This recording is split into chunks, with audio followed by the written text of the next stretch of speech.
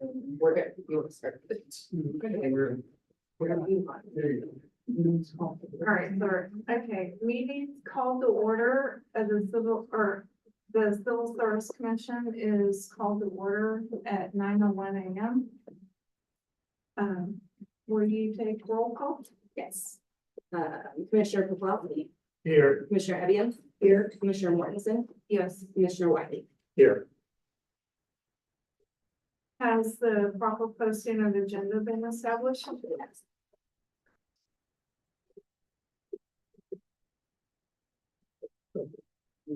All right, approval of minutes of December 8th, 2023, the special commission meeting. We have the minutes. Does anybody have comments? I move to approve. Is there any member of the public for public comment on this particular item? Where we, The approval of the minutes, he moved to approve. oh, okay. I'll second. Alright. And then. Okay. Any members of the public, so I guess we're ready for. Oh, roll call. Commissioner Evian? Yes. Chair Mortensen, Yes. Commissioner Wiley, Here. Commissioner Poplawski, Yes. motion carries unanimously. Sorry. I'm here. Okay, so this is an opportunity for the public to address the commission on matters not listed on this agenda. Individuals wishing to address the commission under public expression are welcome to do so via email, Zoom, or voicemail message. Information on each of these methods, please visit https://Mendocino County or www.mendocinocounty.org government human resources /civil service commission /public engagement. All written correspondence received by 8 a.m. the day of the meeting will be attached to the item and made available online at mendocinocounty.org. Email is on the agenda. Okay, I don't see any members of the public.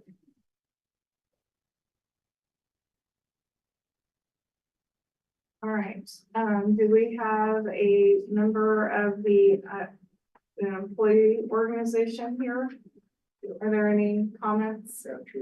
Patrick? Yeah, good morning. Patrick Hickey, SEIU Local 1021. The only comment and question I guess that I have is rescheduling the appeal hearing for Hunter Brooks that was postponed in December. I'm assuming we'll need 2 days. I think that's what we had previously to hear that particular situation. So if you all could let us know what works for the commission, that would be great. Do they need to be consecutive days? That would certainly be preferable, but it's not essential.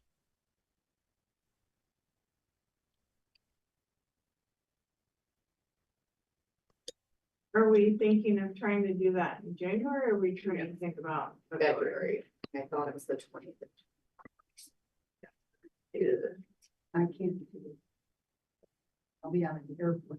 They asked for the 21st and the 22nd was what Amanda had asked for, but I was just since there was 2 days where I thought you'd be available.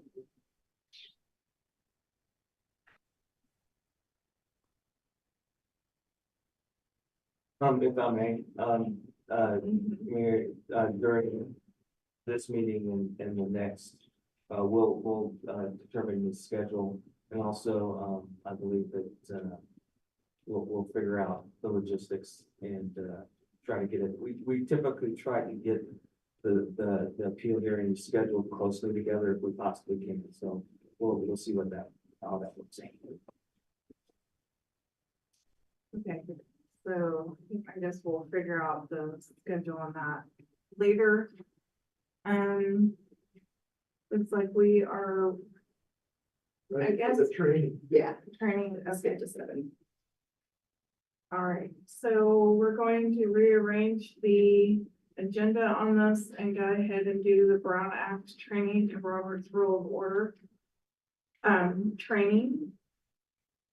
So I need to adjourn the close, Yeah, this is gonna be open, okay, and then we'll go to closed session. We're done. got it. All right. Morning. Morning. I almost made it on time. I prepared an outline for this. Old fashioned, not PowerPoint, just paper. I only have 9 copies. I wasn't sure how many to make. And I can. Okay, well, obviously the commission, I don't need one, I know the, you know, right? Well, I thought I did too. not a drain, no. The other advantage of the outline is you can write on it. You can take it with you. Here, why don't you say this? Yeah.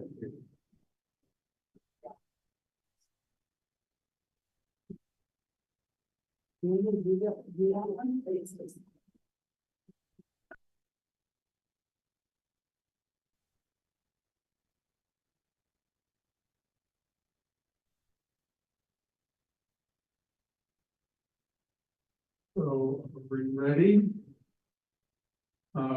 So this is basically organized, based on the way the Brown Act is, you know, codified in the California Government Code.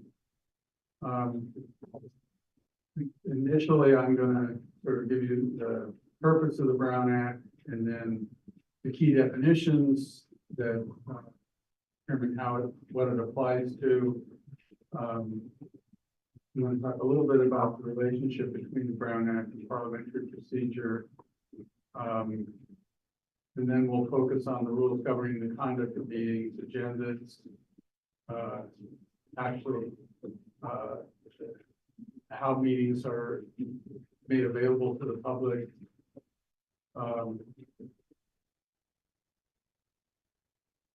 Then we'll talk about what a serial meeting is and why they're prohibited and what way.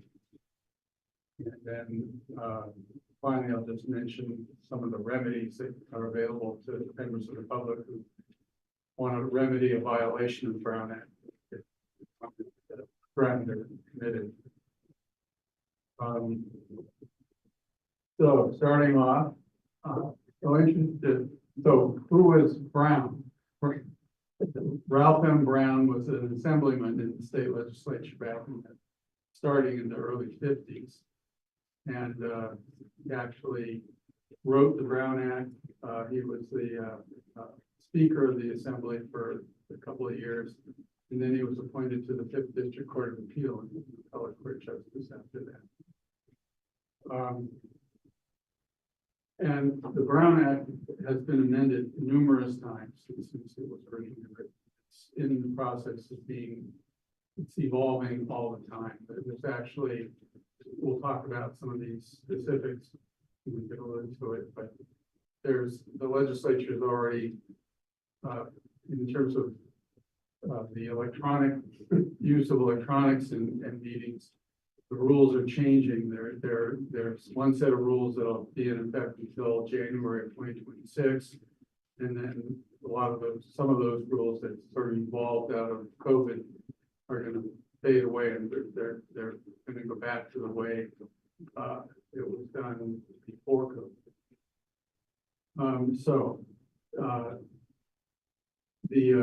The Brown Act says that the intent of the law is to declare that commissions, boards, and councils and other public agencies exist to conduct the people's business. So the purpose of the law is to ensure that the actions taken by those types of legislative bodies are done in open public session, and the public has an adequate opportunity to know what's going to be talked about and to participate when the commissions meet. So let's talk about local agencies. Local agencies are, you know, special districts, cities, counties, commissions, committees created by city councils or board of supervisors. The Civil Service Commission is a legislative body. Legislative body is a commission created by a charter ordinance or resolution of the agency it's part of. So the county created the Civil Service Commission by both ordinance and the commission itself adopted rules that govern the conduct of the commission's proceedings. The other key definition in those initial sections of the Brown Act are action taken. It defines an action taken as a collective decision made by a majority of the members of the commission, or a collective commitment or promise by a majority, or an actual vote of the majority of the members of the legislative body when sitting in session. And those actions can be taken upon motion, proposal, resolution, or ordinance. So it says that an action taken means a decision by a majority of the members. It doesn't mean that it necessarily means that the commission can only make decisions by a majority of the full commission. It means that when they're meeting, at least the majority of the commission are present, which is required by the Civil Service Commission. That's a quorum of the Civil Service Commission. It could be a vote of a majority of the quorum. It's still a decision being made by a majority of the commission. It's just not a decision being made by all of the members present. Which is something that probably the commission in the last recent past has had to deal with, because they have all positions have to be filled. Now, the Brown Act itself does not contain parliamentary procedure. It doesn't adopt Robert's Rules of Order. What section 54954 of the government code says is that the commission can provide by ordinance, resolution, bylaws, or whatever other rules are required for the conduct of its business. And the county, the Civil Service Commission have adopted the Civil Service Ordinance, which, among other things, specifies what the quorum of the commission is. It's at least 3 members. It provides that the Director of Human Resources is the commission's secretary and performs other duties prescribed by the commission. The rules contain procedures for conducting hearings, like the one that we're just trying to schedule this morning. The requirement that action be taken by a majority generally would require at least motions, seconding motions, and voting by on the motion, and minutes to reflect the decision. The commission certainly can elect to follow Robert's Rules of Order. I've been representing legislative bodies for a few years, and I don't know of any legislative body that I've worked with that scrupulously follows Robert's Rules of Order. They're complex. Not most. They're complex, and you either have to have someone there who knows Robert's Rules of Order and can advise on how you take an action. Someone makes a motion and you want to amend the motion. Robert's Rules of Order specifies that that's done by another motion and so on. My experience is the legislative body will say, well, if someone proposes an amendment and they just say, is that okay with the person who made the motion? And is that okay with the person who seconded the motion?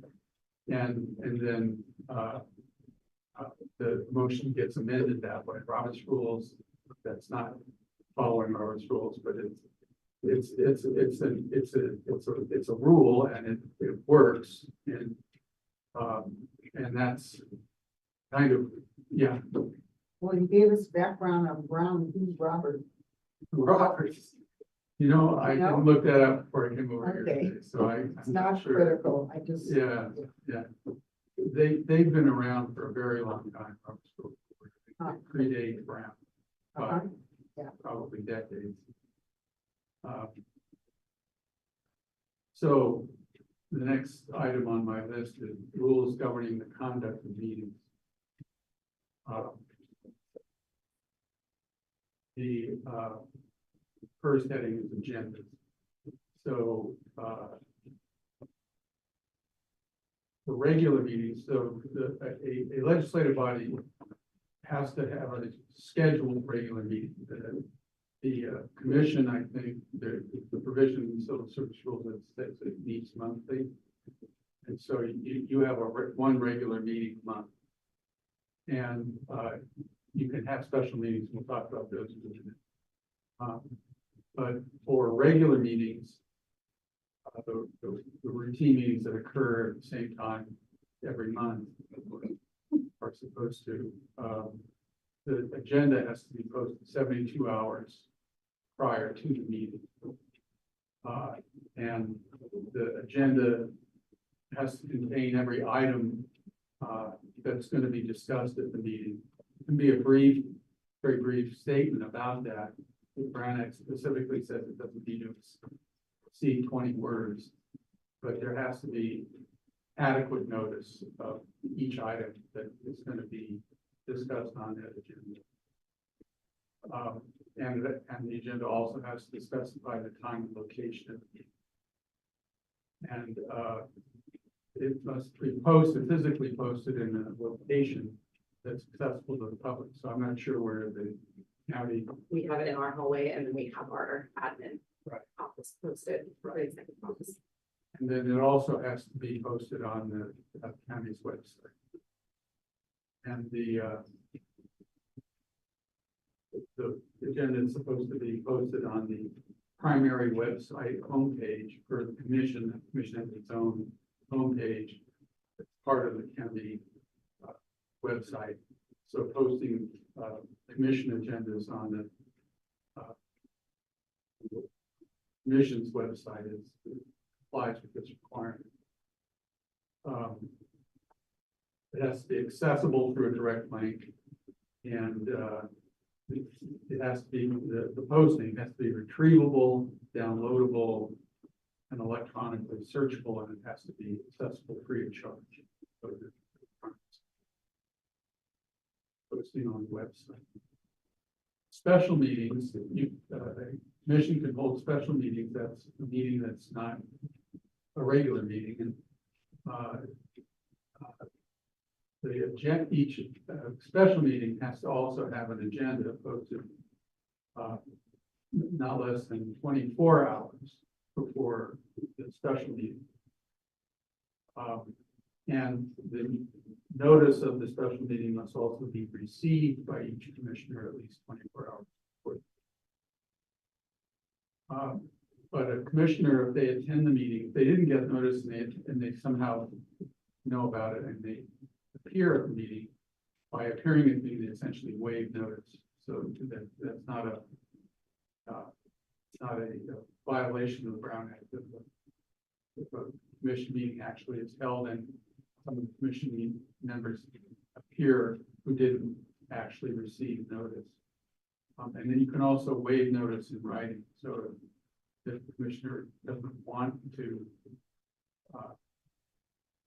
have a, invalidate the meeting or require the meeting to be rescheduled, they can actually waive notice and write. There's also, while meetings are open in public, and every item on the agenda has to be discussed, and anyone who participates in the meeting has the right to address the legislative body on the items on the agenda. There's also closed sessions, which are closed to the public. This outline is focused on the commission, so I'm not, there are a variety of closed session items that you'll never have to deal with. Examples of those would be real property negotiations, or collective bargaining negotiations, like something that the commission itself is going to be meeting in closed session about. But you can meet in closed session with legal counsel regarding pending or threatened litigation. A reason that you needed to consult with your attorney and preserve the attorney-client privilege. You can do that in closed session if there's a lawsuit that's either been filed against the commission, such as petition for writ of mandate challenge, the decision that the commission made. You can be in closed session with your lawyer. And the other major closed session item is public employee. This is the language of the statute. Public employee appointment, employment, evaluation of performance, discipline or dismissal, or hear complaints or charges brought against the public employee. The statute goes on to say, unless the employee requests a public session, so the employee could actually require that the meeting be an open public meeting if they wanted that, but they, in the absence of them making that request, the meetings, those hearings are closed session.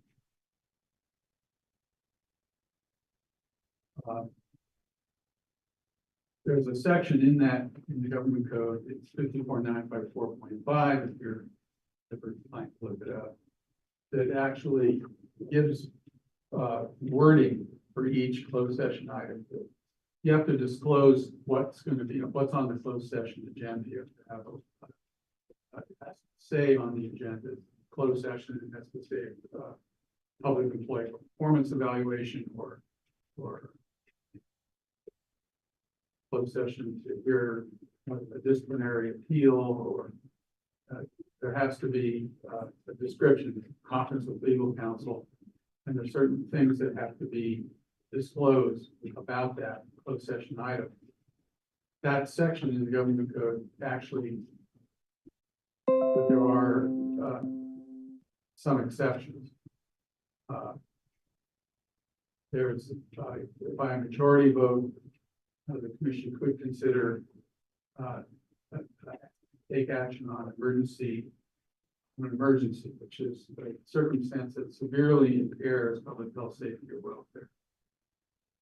And that's by majority vote. By a 2/3 vote of the commissioners present, or unanimous vote if less than 2/3 of the commission present. If they vote, if there is a need to take action, immediate action on an item, the need came to the attention of the commission after the agenda was posted, by a 2/3 vote, the commission could consider that item, even though it wasn't listed on the agenda.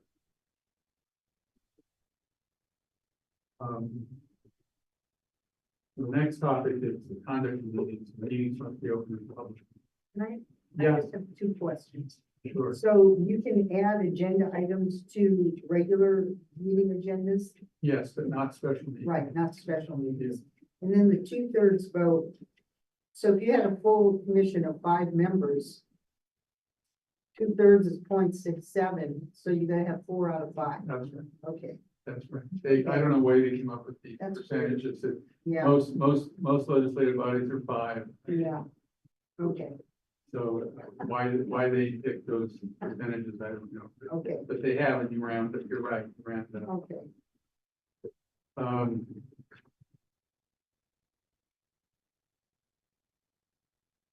so telecoms. This is, these are rules that have changed and are going to change again. Prior to COVID, you could use teleconferencing for meetings, but the teleconferencing had to occur in fixed teleconferencing location. We couldn't have somebody just signing on from their own computer. And that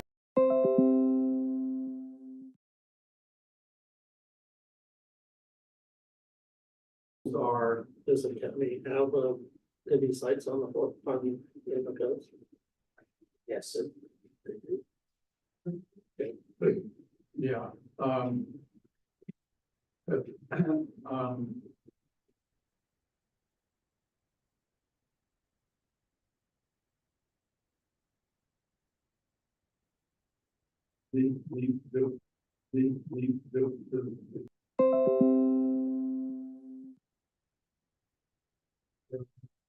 I was thinking there was a requirement that the majority of the quorum of the legislative body had to be in one of those physical teleconferencing locations, but I don't think that's true. I have an example. I'm on the called the legal committee for the Northern California Power. And we have probably every month or every other month, we'll have a meeting of all the, and it's the lawyers for all the members of the NCPA. And the legal counsel for NCPA sends out the agenda and the teleconferencing location of every other member of the legislative body. You have to post that agenda on the, I do it on the outside of the door to my office, to our offices. And every other member of the legislative committee does the same thing and meet time requirements and so on. And then we all appear at those meetings on, through teleconferencing. So there, and anybody who wanted to could come into my office and sit down where I am and participate in that meeting. That has to be true for every other member. So that's how teleconferencing can work.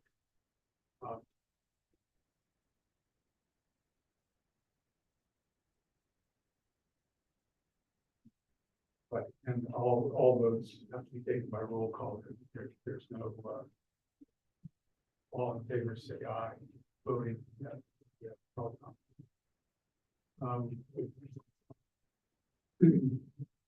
Until January 2026,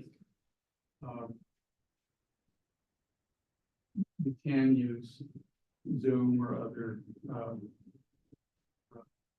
similar technology,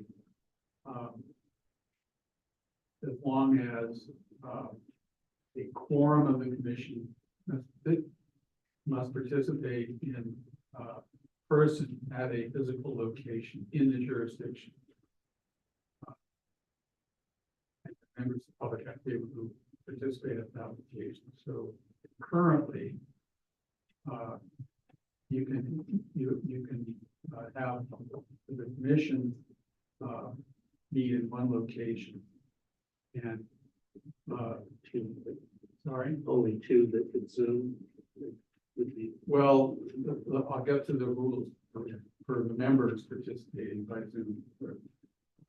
But members of the public can participate by Zoom. But the quorum of the commission must be at a one physical location in the county. that has to be accessible to the public. And the meeting, the agenda must disclose the meeting location. And the public must also be able to participate by two-way audio visual platform or telephone access. And the method by which the public can participate in that meeting is described in the agenda. If you're conducting a meeting like that and there's, the internet connection is bad, temporarily cut off, you can't take action while that technical difficulty is in effect. Now, commissioners can participate remotely, but there's some special rules, two different circumstances under which a commissioner can appear by Zoom, which is another means. One is called just cause, and the other is called emergency circumstance. And the just cause can be anything from the need to take care of caregiving, the commissioner or a family member has contagious illness, accommodation of physical disability. The commissioner is traveling on commission business and can't be at the meeting because they're traveling on official business. Those are all permissible just cause for not being physically present at the meeting and participating remotely. But that's limited to 2 times per year. So a commissioner can only do that at most twice in a given year. And that does not require approval by the legislative body, but the commissioner has to announce that they're appearing remotely at the beginning of the meeting. And then there's emergency circumstance. An emergency circumstance is something else other than that prevents the commissioner from appearing. And that they do have to get permission before the meeting. And if they know about the emergency, before the agenda is posted, it has to be an item on the agenda that they're requesting to appear remotely. If the circumstance is known before the agenda is posted, they can still request to appear remotely at the beginning of the meeting, but it's a 2/3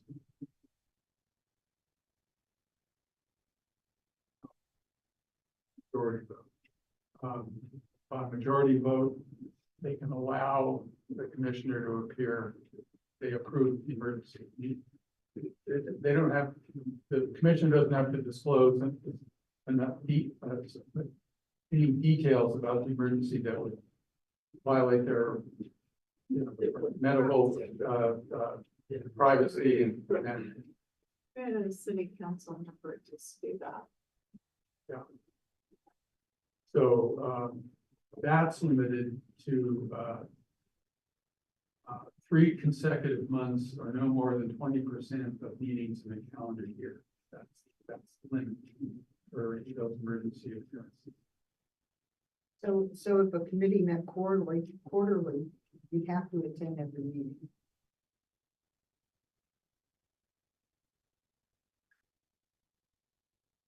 Well, Right? Probably. Well, if you're 20% is 0.8, so yeah, if you miss one, that's 1, which is more than 0.8.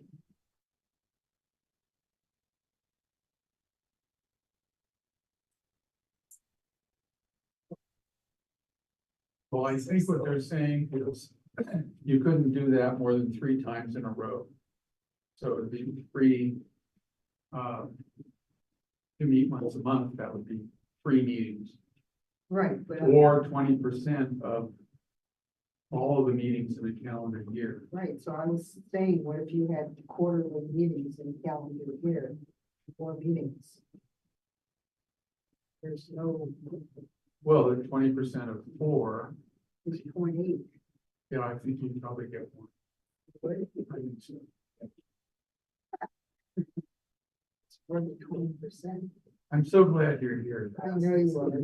I mean, one would be, It's like the- 25%, which is more than 20. I mean, it's just the language that drives me nuts. Yeah, well, That's all. It was done exactly. Yeah. yeah, Okay, anyway. And all of that goes away. Starting in 2026. And every regular meeting, but not every special meeting, has to provide an opportunity for public to consider comment on non-agenda items that are within the subject matter jurisdiction of the commission. So if they want to talk about Major League Baseball, you wouldn't have to let them do that. But if they have anything they want to say that's within your area of responsibility, that's given that opportunity, but no action can be taken on items that are listed on the agenda. And any discussion is limited to sort of brief comments from commissioners to get clarification, but you can't have prolonged discussion. Non-agenda, on a public comment on non-agenda item. And of course, you have to provide an opportunity for the public to comment on any item that is on the agenda.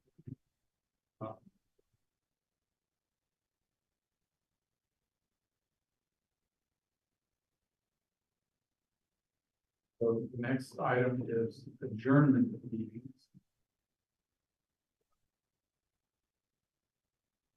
You can adjourn a meeting, a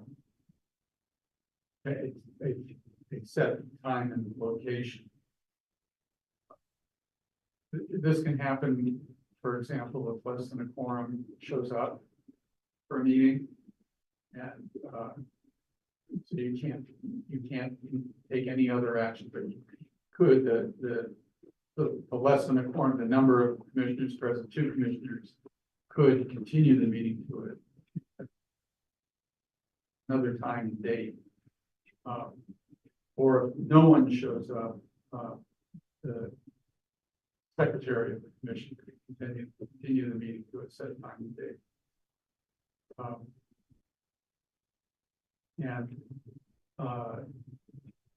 Within 24 hours of that adjournment, you're required to post the notice of adjournment on the door or near the door where the meeting was held. And when it's adjourned to a new time, if it's a regular meeting, it continues to be a regular meeting for all purposes. can you continue with, if there's less than a quorum, can you continue with the meeting and not take action on any items? Yes, that's all you can do. Yeah, the only action you can take is to adjourn the meeting to a time. Okay. You couldn't, let's say someone came specifically to give a report where there's no action taken on the report, would you let that person give the report? It wouldn't be in a meeting, it wouldn't be a meeting of the commission. If there's not a quorum present, you can only conduct business if there's a quorum present. Okay. So if Any there wasn't a quorum present, the suppose since it was publicly noticed, it wouldn't qualify as a serial meeting, but the better practice would be just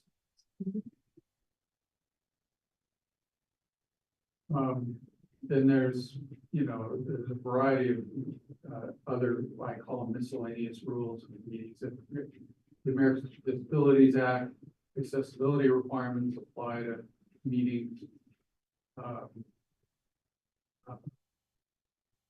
You can't require people who attend a meeting to register.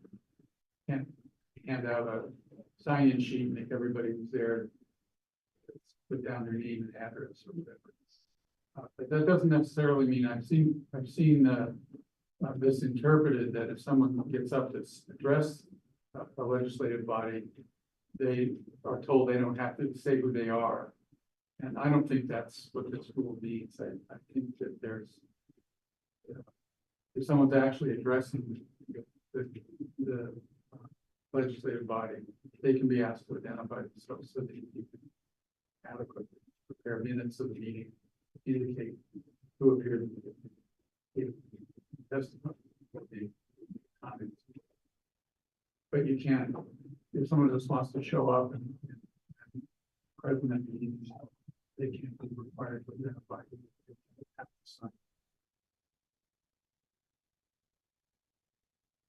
And anyone who attends a meeting, can video or audio record the meeting as long as it doesn't, there isn't a finding that that they're doing that would be too disruptive of the meeting. Conduct of the meeting. So serial meetings are prohibited. What's a serial meeting? Is majority or a quorum of the commission communicating either directly with each other outside of the meeting or through intermediaries. You know, so-and-so comes in and talks to one of you and says, well, I just talked to Commissioners X and they said this, and you know, would you agree to that? And then that person goes to the third commissioner and communicates what they learned from the other two commissioners. That's a serial meeting.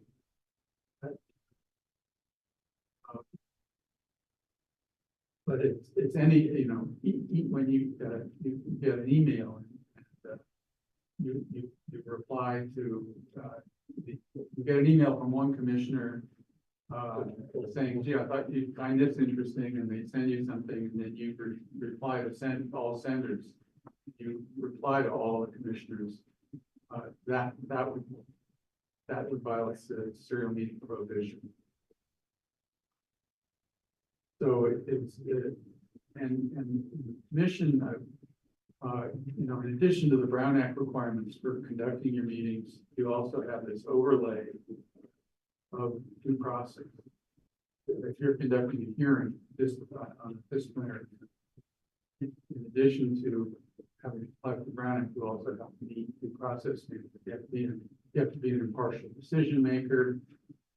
You have to base your decision on the record that's created during the conduct of the meeting.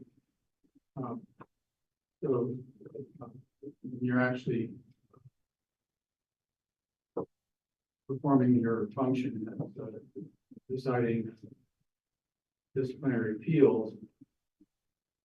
You have a number of requirements you have to meet in addition to the Brown. David, this serial meetings prohibition, that's what I'm most familiar with when I hear, oh, it's a violation of the Brown Act. Mm-hmm. It's in reference to that. Yeah. Yes. Right. That No. where a majority of members of a commission or group or some body have gotten together outside of the regular schedule. That's right. That's how I often hear, oh, it's a violation of the Brown Act. I guess it's the most frequent violation. Well, it can be. I mean, I've even seen situations where it's a notice public meeting of the legislative body. During the course of the meeting, some issue comes up, and they're trying to formulate findings to make a motion. And so two members will say, well, let's take a break. And they're actually in the same room where the meeting's being conducted. They go off in a corner and they start talking with each other to try to come up with findings.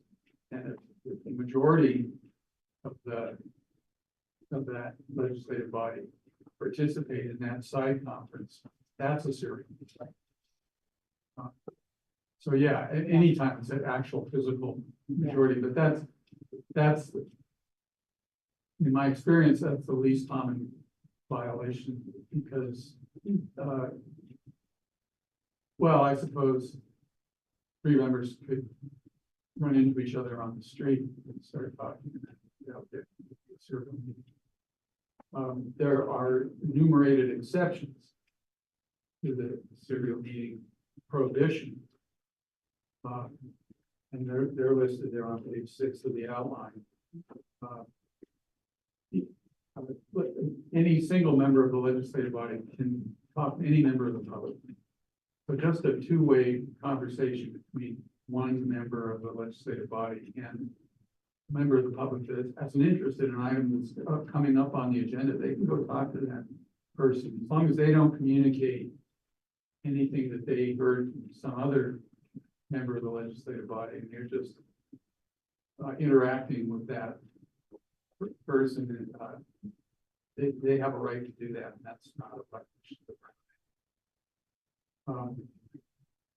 and then there are these specific exceptions. Conferences, you know, if you go to if the majority of the commission were to go to a training put on by I don't know what statewide organizations are that do training for civil service commissions, but there probably are some. If they publicly noticed that there was going to be a training event, the majority of the commission went to that training event. That wouldn't violate, that's an exception as long as they don't talk to each other except as part of the program that the meeting is presenting. And you can go to a board of supervisors meeting or city council meeting or some other meeting, majority of the commission could. As long as you didn't talk to each other and you just there participating in that meeting of that other legislative body, that's not a serial meeting that violates. And then they social and ceremonial occasions. So if you were to have I don't know, graduation. Yeah, graduation or even a party for the commission, you know, commemorate your service, you know, as long as it was a purely social event and we didn't discuss commission business, that would qualify as a serial meeting. Now there's rules that are described here on page 7 that involve the use of social media and when that is or isn't a serial meeting. And all of that's going away starting in January 2026.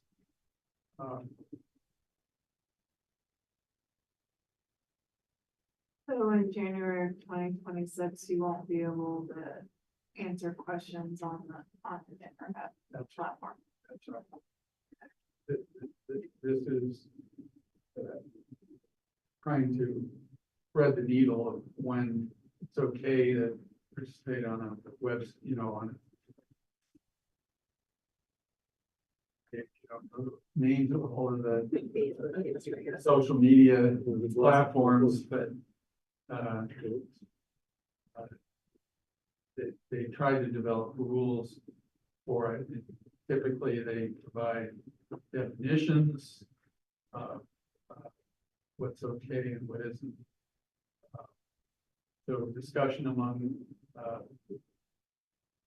the commissioners needs posts, including digital icons, reacting to posts by other commissioners. That's not okay.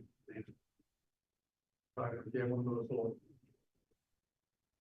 figures that wave his arm, Yeah. something, you know, in response to something another commissioner posted. That's not okay. And it has to be an internet site that's open to the public.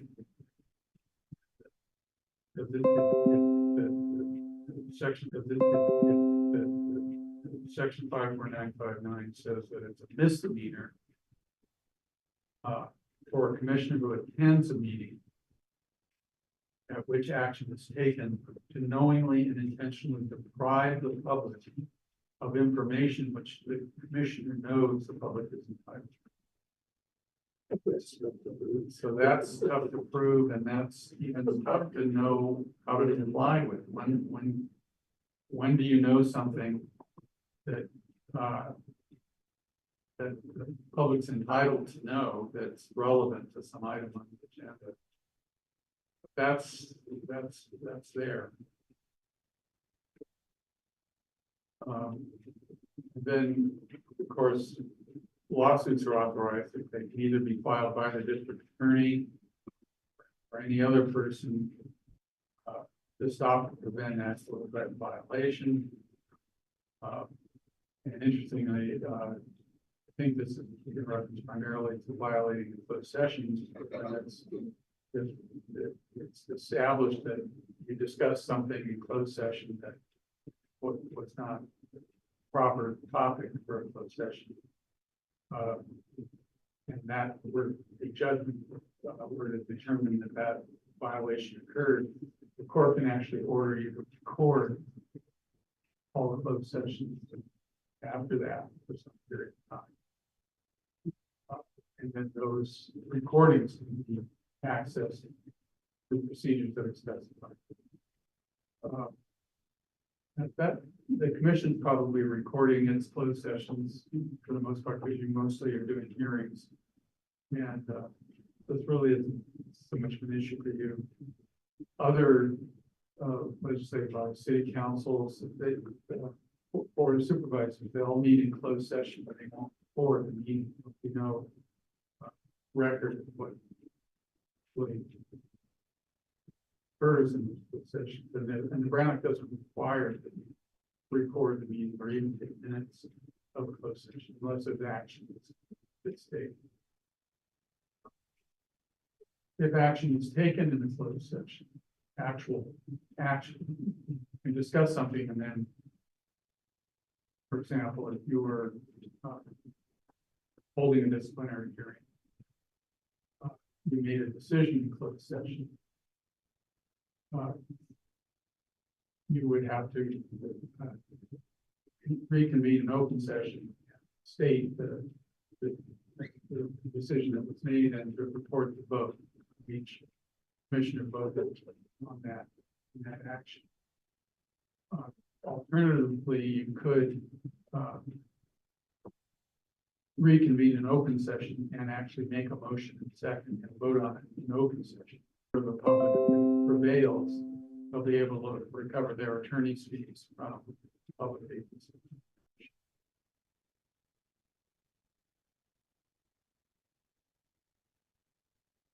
And finally, if you receive confidential information during the closed session, if you're a public employee and you disclose that information publicly,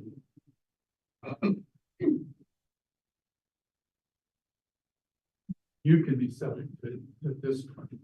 You can be suspended and terminated for doing that. And if you're a commissioner who's not a public employee, that violation can be referred to the grand jury. Make a decision about whether it's violated. Brown Act or not, they potentially could remove you from the commission. So this went a lot faster than The special meetings, do they have to be, what are the rules around special meeting in terms of what could be in the special meeting? well, a special meeting can address anything that within the subject matter jurisdiction of the legislative body. you can't add items to a closed session. You know, you can add items to an open session agenda. I mean, a regular meeting agenda, if 2/3 of the commission were to determine that the need to take action occurred after the agenda was posted, and it can't wait to a subsequent meeting. The action is need to take action before another meeting can be held. So you can add items to a regular meeting agenda, or if the meeting agenda were posted more than 72, if there was still 72 hours left before the meeting, you could add items to a supplemental agenda. But in a special meeting, you can't add items. It's a 24-hour notice, and under no circumstances can you consider any item that wasn't in the notice of that special meeting. But you can have numerous items. You could, yeah. There's no, as far as I don't believe there's anything in the Brown Act that prevents you from considering. Well, that's not, there's some things, I don't remember what they are at the moment, but there are some things that have to be done at a regular meeting. They can't be done at a special meeting, but I don't really know what those are. Question? Under the adjournment of meetings, you mentioned that they're the 24-hour adjournment and the posting next to the door where the meeting was held. What is the time frame that posting remain? What? How long does the posting of the adjournment? Oh. I think it has to remain there until you have that The following. following meeting. Yeah.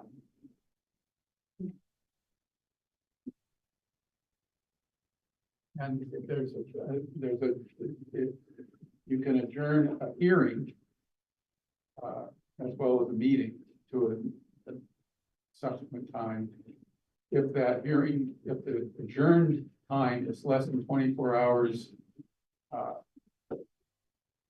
you have to post, you have to post for a continued meeting, you have to post within 24 hours of the time that it was adjourned.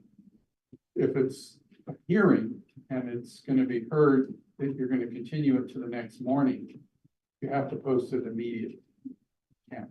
It's not subject to the 24 hour.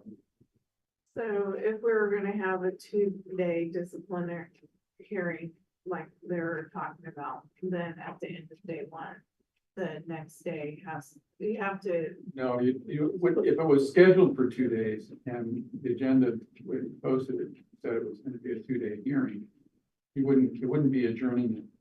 It would just be conducted over a period of 2 days. Okay. If you conducted the 2 days and you needed the third day, then you'd have to post that. If it was going to be the next day, you have to post it immediately. If it was going to be 3 weeks, you could wait 24 hours before you posted it.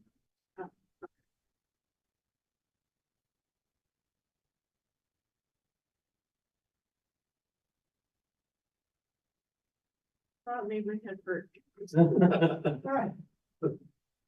Oh, sorry. Thanks. I should have brought the tab bill. When you said in January of 2026, all this will be going away, is that for the public as well? Like we don't have to be accessible to the public, or just for like commissioners?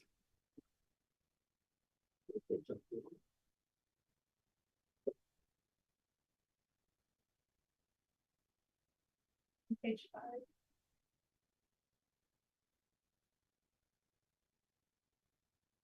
Our meetings always open to the public.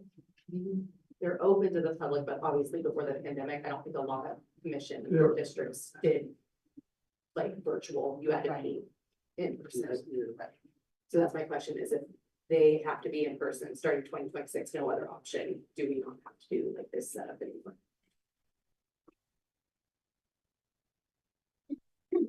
I don't know, I wish that they would make it a little bit easier.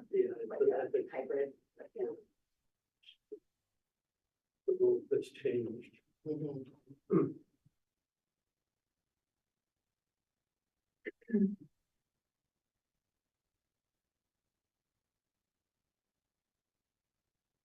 Partly. So who in Sacramento is working on the future of the 2026, or is it? the Who entire knows?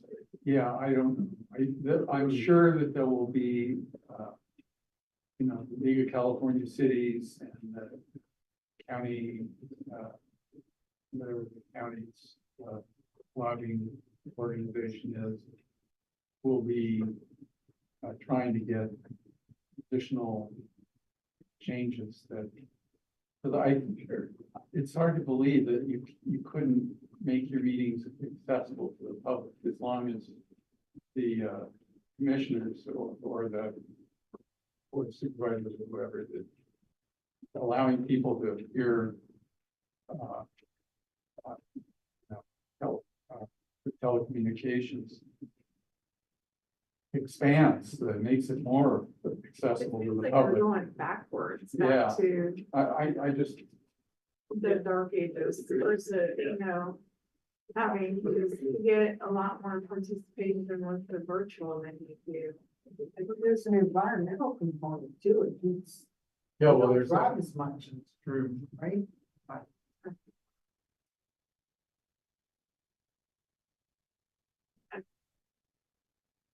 So.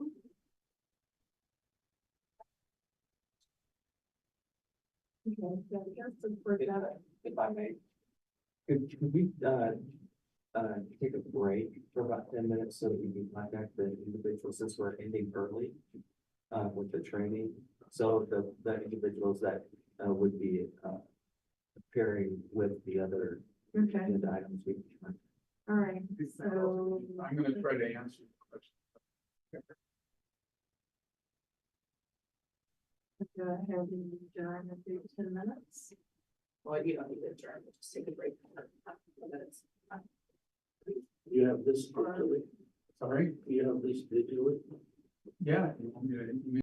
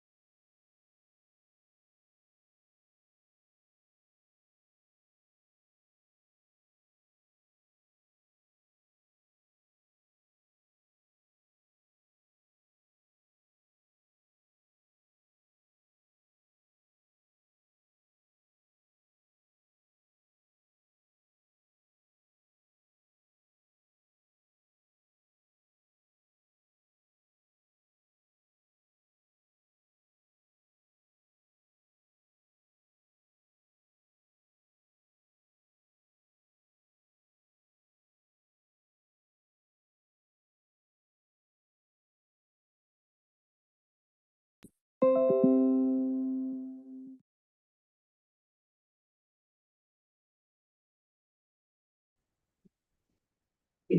everybody's in here to do that. I'm ready.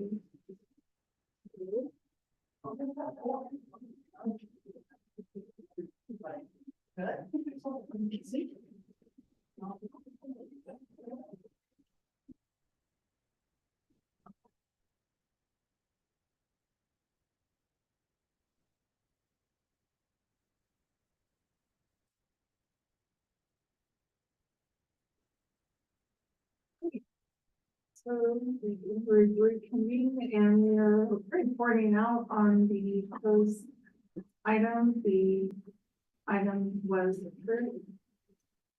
Or, do I need to be more specific than that? Just say unanimously. If it wasn't unanimous, you'd have to say how each of us voted. Okay, we unanimously approved, item 5A.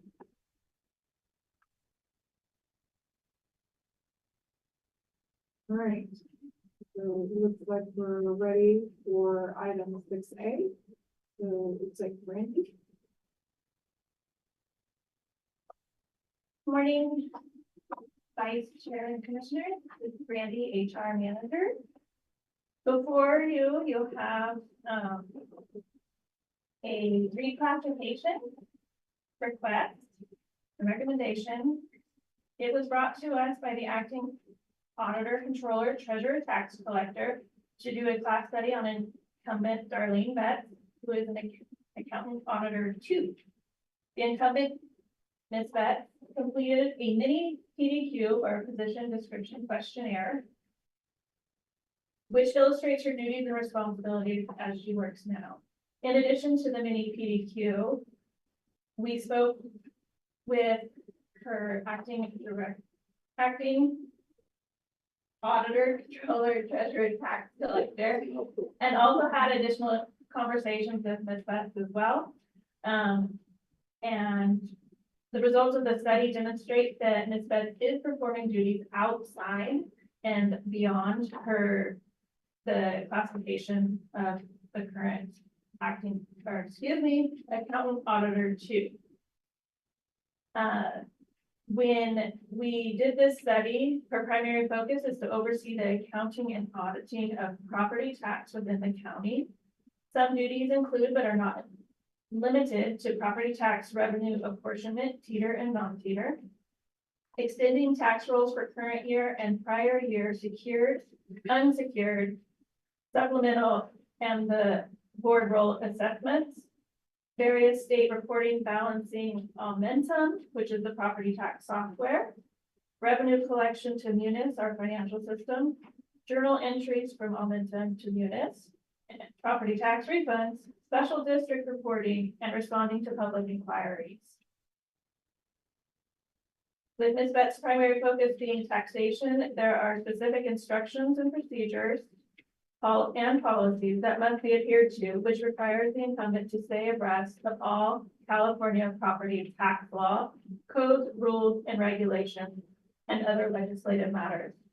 The full range of duties that Ms. Betts is responsible for exceeds that of the journey level classification Accountant-Auditor II.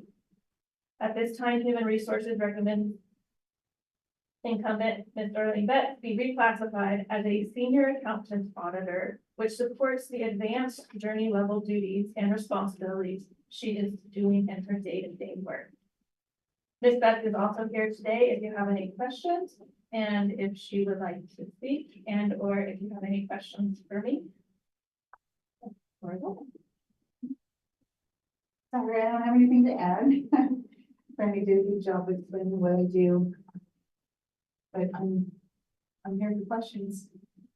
I want to thank you for your service, because I know you have a tough job. I second that. I do have a question. What is teeter and non-teeter? Teeter is actually the name of a person who invented or created the distribution. So when we say teetered, it means we calculate the original charge for the taxes and then distribute that in 3 installments throughout the year at 55, 38, and 7%. And then non-teeter is where we distribute based on collections, and we only have a couple special assessments that are non-teeter. Okay. I just hadn't heard that term before. Yeah. Yeah, I think we're the auditors, not the student.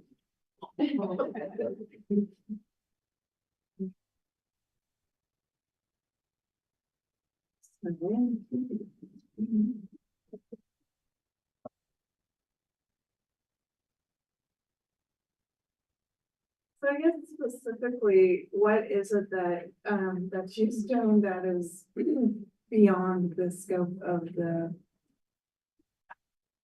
accountant auditor? So Ms. Betts currently is at the journey level classification. We've added the senior level classification recently. And that classification will also be supervising, which limits her now to not be able to supervise. And she needs to be supervising. Additionally, her tasks from day to day are exceeding that of what the journey level is doing because of the advanced skill knowledge that she has. Which, when we did the study, we resulted in the finding of the recommendation, which was approved previously to do a senior accountant. How long have you been in the department? 6 years. 2 years in property tax, or excuse me, 4 years in property. I came on when we had the fires. My first project was setting up FEMA reimbursement. That was close. I'll make a motion to approve the reclassification of the incumbent Darlene. No, second. Is there any public comment? Is there any public comment? Not hearing any, so I guess we can move to roll call. Commissioner Wiley, Yes. Chair Mortensen, Yes. Commissioner Peklowski, Yes, motion passes unanimously. thanks for your service. Thank you. Thank you. Again, Randy, HR manager. The Sheriff's Department has reached out to Human Resources, and that was to abolish the existing classification of Sheriff-Coroner, Deputy Sheriff-Coroner 1 and 2, and replace it with a new classification of just the Deputy Sheriff-Coroner. And replacing the, in doing this, it will help maintain progressive and adaptive workforce within the county. Furthermore, as we continue to strive to attract and retain the best talent, it is imperative that we remain competitive. By adopting the new classification of Deputy Sheriff-Coroner, we will align with other local governments in the initial recruitment and hiring process. With the approval and recommendation, with the approval of the recommended actions, this will not only enhance the Sheriff's Department's recruitment efforts, but also will contribute to the employee satisfaction. At this time, there are approximately 33 Deputy Sheriff-Coroners 2 and 5 Deputy Sheriff-Coroners 1 that are incumbents that would be asked to be reclassified into the Deputy Sheriff-Coroner new classification. We have Under Sheriff Brewster and Lieutenant Zohar online for any additional questions, or if you have any for me. How are the, Sergeant Zohar. there's basically 2 levels of it right now, and we're gonna make everybody the same level. How does that pay adjustment work? Or is there any? At this time, the commission does not discuss salary. That is a board of supervisors directive to approve any salary. So But there will be a salary. Okay. again, we can't address the salary. There will be a salary, of course, to any classification. We cannot discuss salary.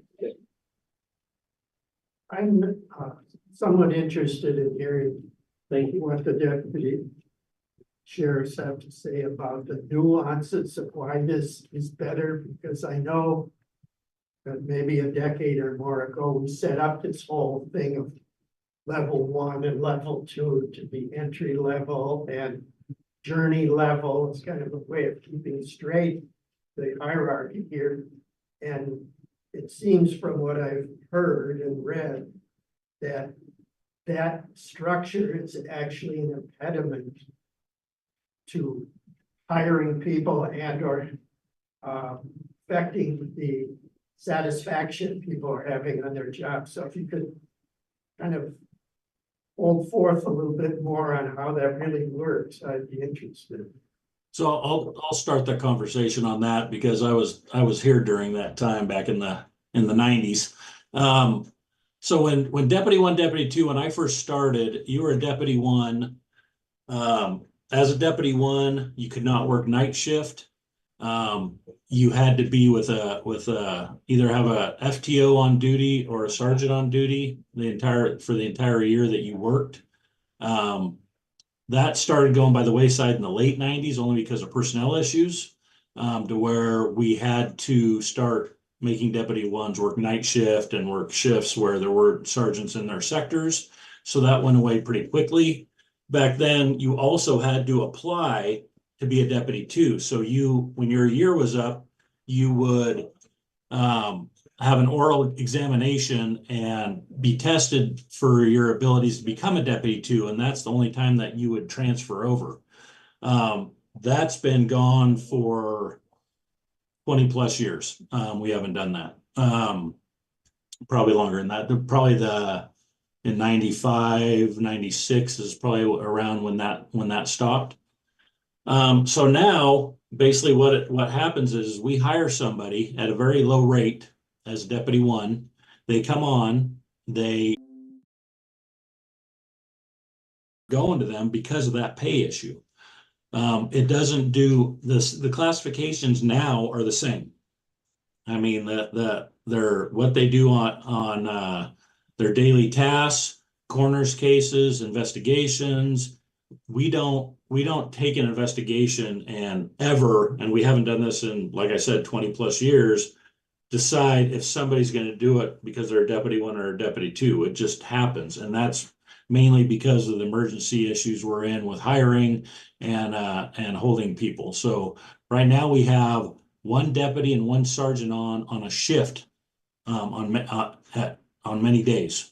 So and a lot of times like it shows you, there's only 5 deputy sheriffs 1 right now, and that's because they're new and just haven't made it to Deputy 2 classification yet. So it's definitely more of a hindrance for us and really hurts our ability to push the department into the future as far as hiring goes.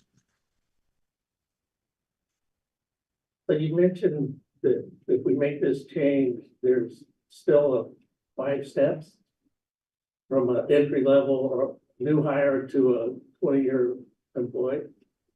So yeah, so if you're hired, if it was just the new classification as deputy sheriff, there's still 5 steps. So they would start at the bottom step of that deputy sheriff classification and then move their way up through the steps, for how many years they're here. If we have laterals that come in, then depending on how many years they've worked, they get put up at higher steps. But the entry level employee's job description is the same as a seasoned employee then? And their expectations are the same? Expectations are exactly the same. So a 1 year or 6 month employee's expectations are the same as a 10-year employee? Correct. As soon as they're off training, which is an 18-week period, they are tasked with all the duties of any deputy sheriff that's working the street. And I assume the 5 steps, there's financial benefits for the 5 steps? If I may, every classification, the way the county is structured, the salary is by steps. So typically you enter at its level of step 1, unless it's requested by the department for approval of entering at a higher step. Yeah. But yes, every classification, it's a step 1, 2, 3, 4, or 5. And then you promote for stay in the step 5 classification. So it's Yeah. So when they, at this year, or they do the examination, the oral examination. And they say, yes, you know, you're good for the level 2 position, so to speak. Do they go to step 1 of that classification, or is that the closest one to that? Dependent upon where, in the case of the deputies currently, Under Sheriff Brewster was stating that they come in as a 1 at step 1, and within a year's time, they would promote to a deputy 2 at this time. Typically, they're gonna go into step 1 again at deputy 2. However, that's not the case in every situation. Okay. I guess my concern is that with a lot of these, it's like, okay, we want to have the progression. And it just seems like in this case, we're getting away from the progression. So I'm a little perplexed Under why Sheriff- this one is different than what you guys have typically done, where we've added levels to help the career ladder, career progression. Under Sheriff, I'm gonna start, and if you could elaborate on to what I have to say, that would be great. In that, as a deputy sheriff, you're on the streets, they're doing different types of work. Their progression would be going to sergeant, lieutenant, captain, not necessarily a deputy 1, 2, 3, or 4. Their progression ladder is gonna go in the promotion of the actual class. And I mean, even before you would promote to sergeant, the progression would be to a field training officer, going into investigations, going on to SWAT, becoming a canine handler. There's many progressions within the deputy sheriff class that give you higher premium pays. And then eventually you would promote up to sergeant, lieutenant, captain, up the chain. So these premium pays, it's somewhat of a competitive process, I guess, and you would need to have those in order to show your readiness for the sergeant level or the next layer up. Correct. And every one of those is a testing process.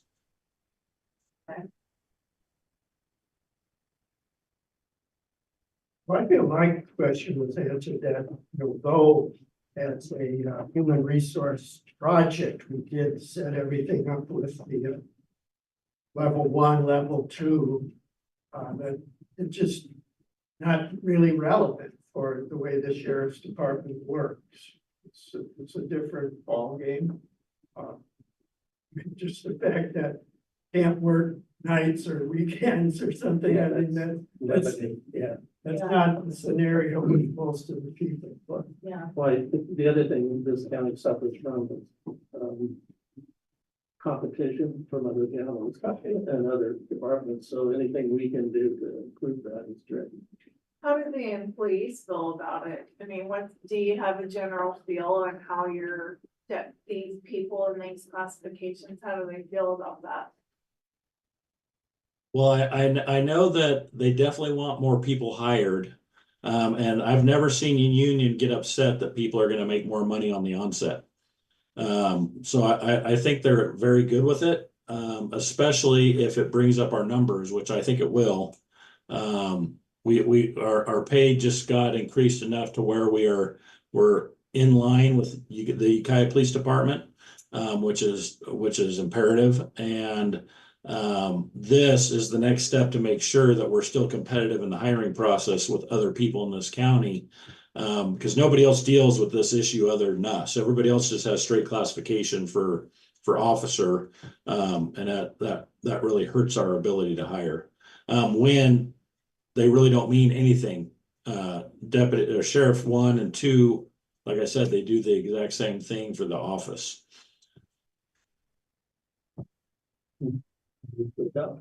I'll second comment. Okay, is there any public comment?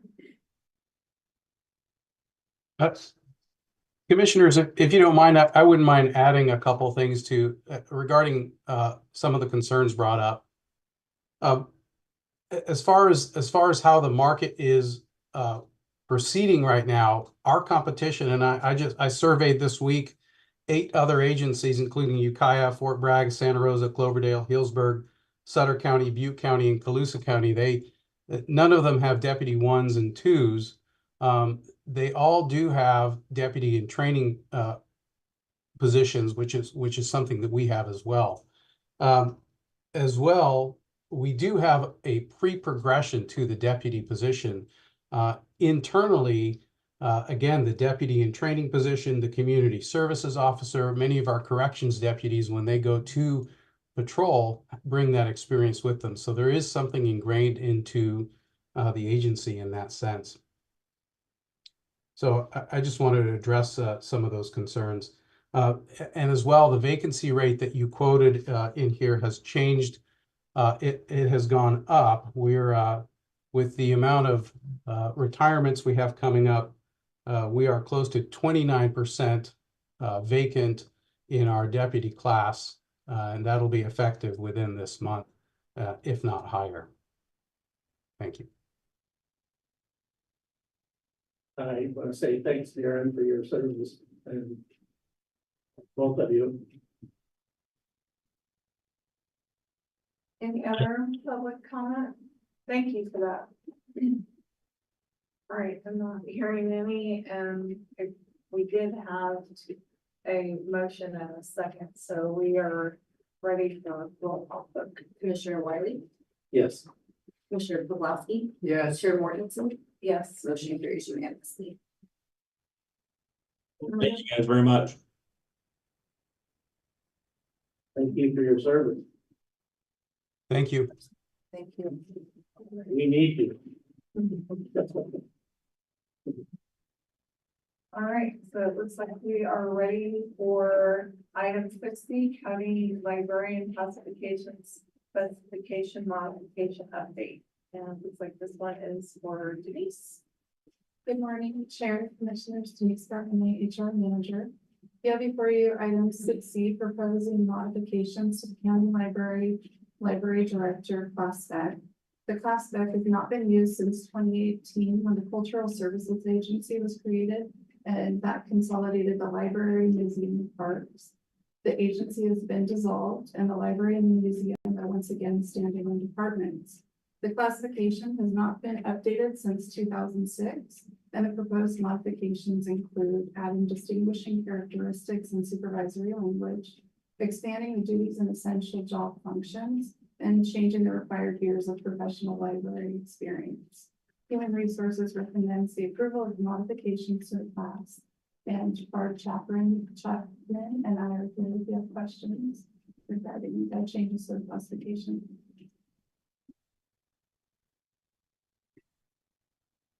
Sounds like a good move.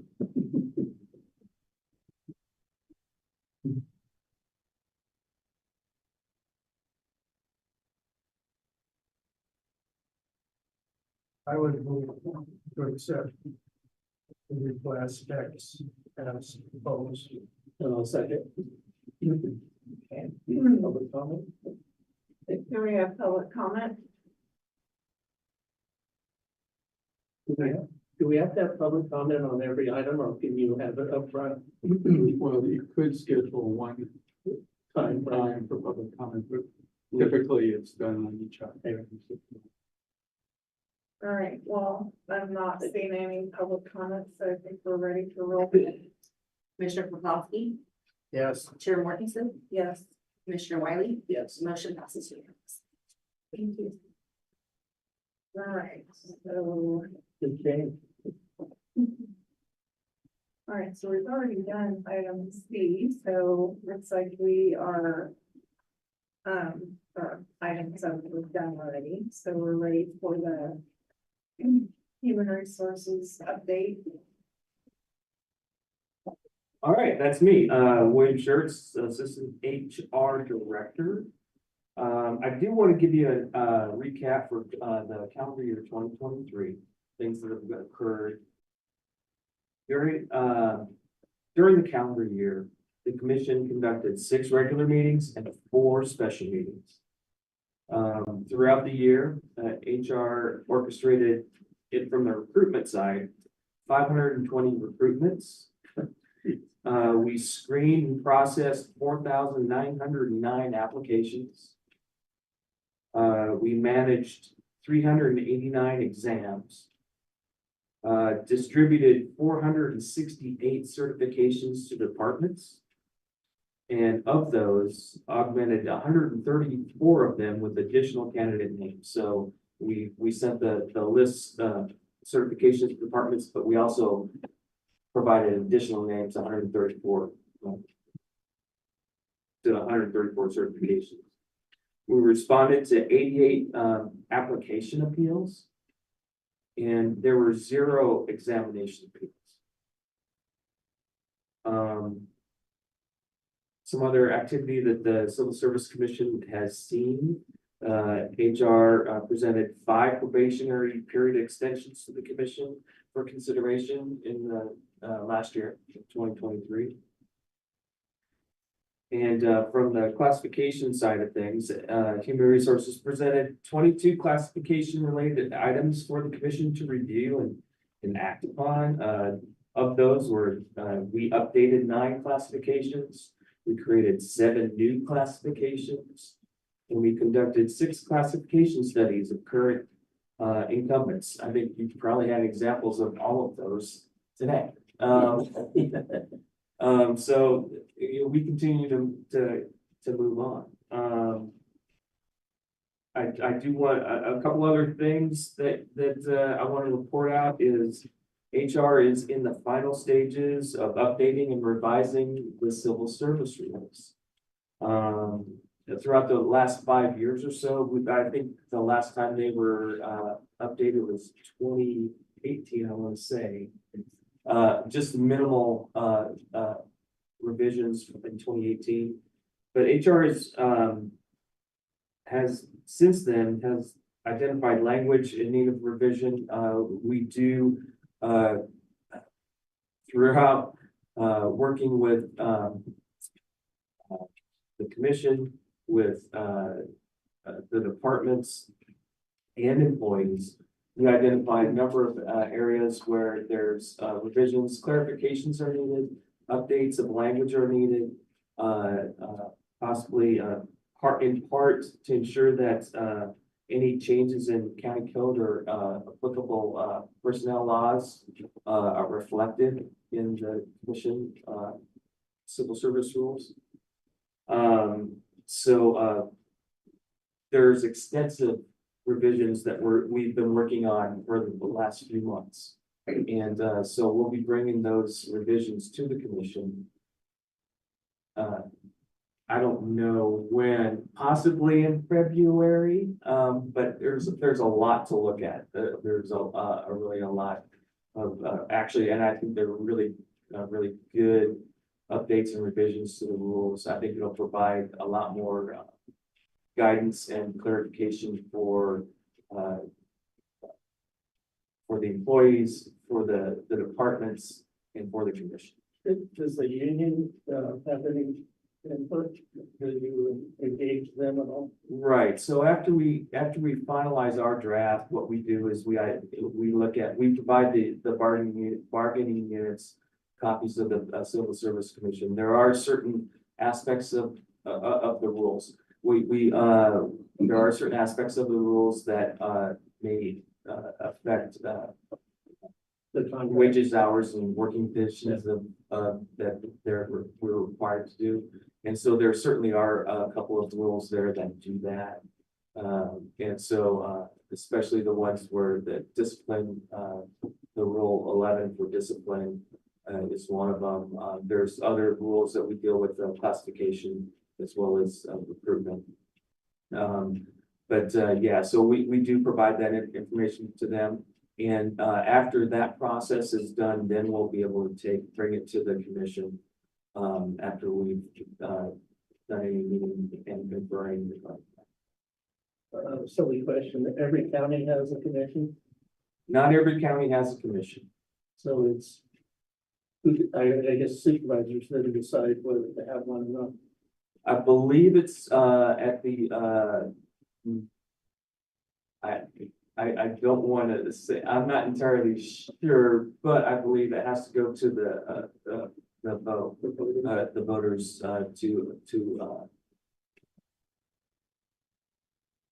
to put in a commission. I think this is 1965, 64.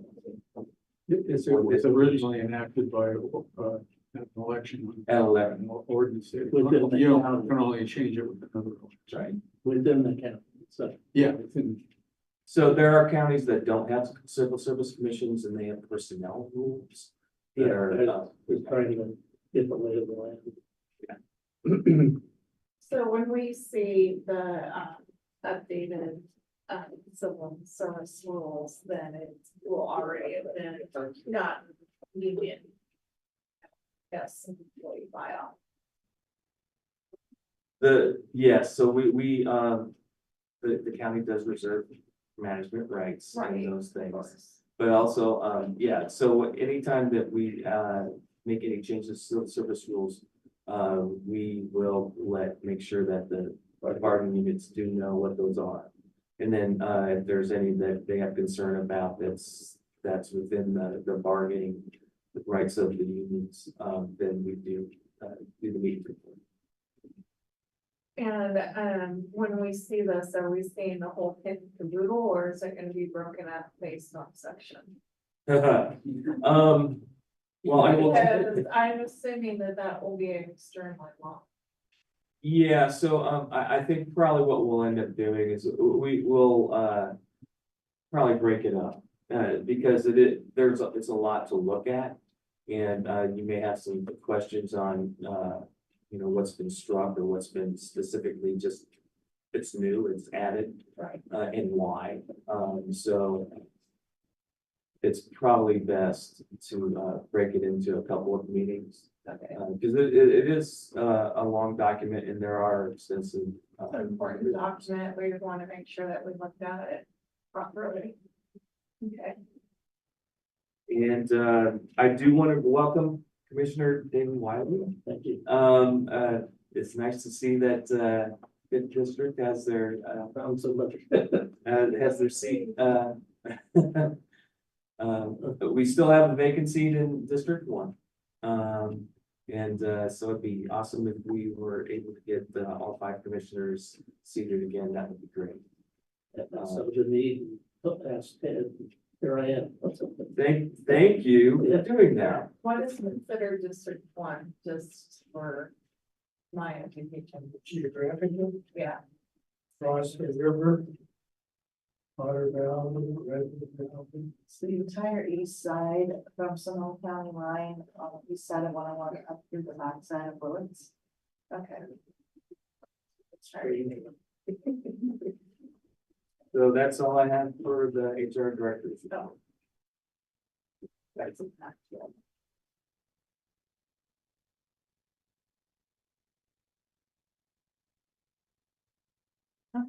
Encompasses the city.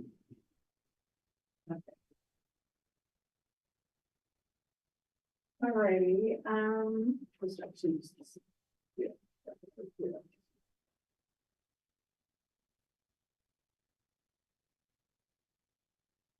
so, is there anything else that I need to be addressing on this, any other public, I guess, comment? Or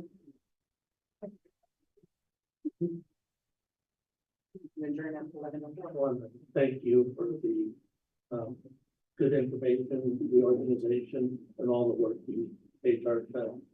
It's, and you, it's impressive. Thank you. Very well organized. You're welcome. Are you gonna be putting the revisions into the agenda, like for them to read ahead of time, or are you gonna, and then go over them? So that way It will all be public. they're up to date or so. Yeah, it'll be whatever we include on that agenda item going forward into those meetings regarding the civil service rule revision. It will be attached to the agenda, so everyone will be able to see what those changes are. Prior to the meeting. No, it will be. All right, well, it looks like we're gonna adjourn at 11:05. Thank you, thank you for having me. Do we just want to hang out to talk, but that'd be already a big minute. Be great. Thanks. Thank you.